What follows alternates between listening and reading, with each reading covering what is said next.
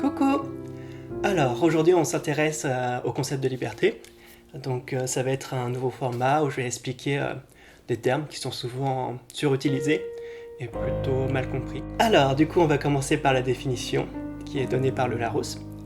Donc, dans un premier temps, c'est la possibilité d'agir selon ses propres choix sans avoir à en référer à une autorité quelconque. La deuxième définition, c'est l'état de quelqu'un qui n'est pas soumis à un maître. Pour finir, c'est un ensemble de droits reconnus aux personnes et aux groupes par la loi.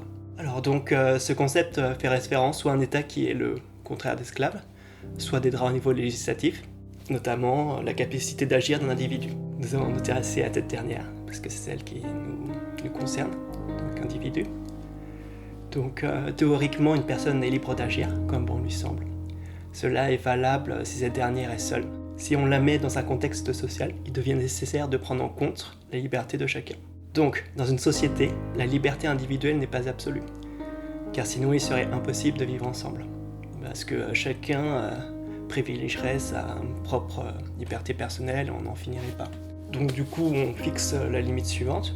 Une personne peut agir comme bon lui semble, du moment que cela ne nuit pas à la liberté ou l'intégrité d'autrui. Bien sûr, il y a des limites, et c'est ça qui est justement la partie qui est un petit peu délicate.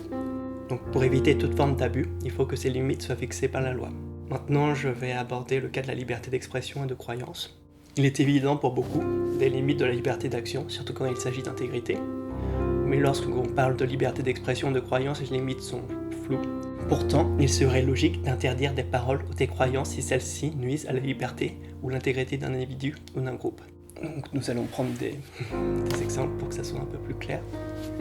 Donc les propos du type les homosexuels ne peuvent pas se marier.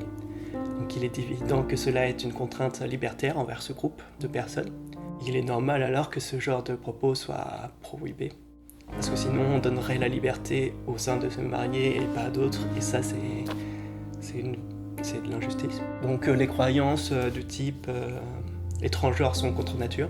Donc ces croyances peuvent engendrer des actes de violence envers cette communauté, et donc nuire à cette intégrité. Alors, donc, il est important de se mettre à la place d'autrui pour éviter d'abuser de sa liberté personnelle. Et il ne faut pas oublier que même si quelqu'un se fait une action qui nous déplaît, du moment que cette action, cette parole ou cette croyance ne nous nuit pas ou à un autre groupe, on n'a en aucun cas de l'interdire. Bref, pour faire assez simple, il suffirait de respecter tout le monde avec une règle qui serait plutôt simple, genre ne faites pas aux autres ce que vous voudriez pas qu'on vous fasse. Et juste avec ça, sûrement que le monde s'en portera que mieux. Alors, je vous remercie de votre visionnage. Donc, n'hésitez pas à faire des réactions et à dire s'il y a des choses qui ne vous vont pas dans ce court raisonnement. Donc, merci à vous et puis des bisous et à bientôt.